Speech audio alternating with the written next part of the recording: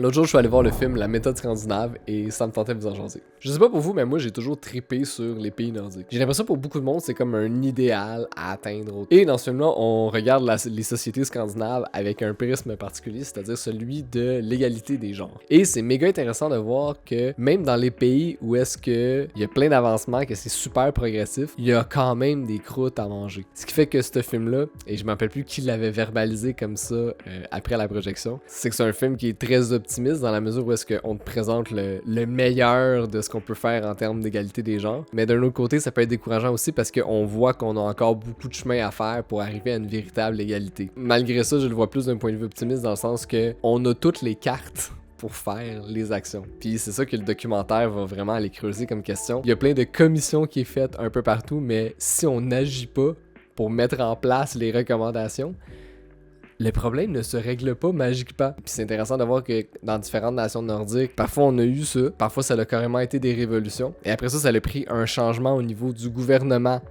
pour que ça soit appliqué et qu'on retrouve un retour du balancier dans tout ça. Bref, si vous avez l'occasion de l'attraper sur je sais pas quelle plateforme, je vous le recommande chaudement parce qu'elle lève des enjeux qui sont ultra pertinents, encore une fois, pour notre époque au Québec. Puis si toi aussi t'aimes jaser de film, eh bien, abonne-toi.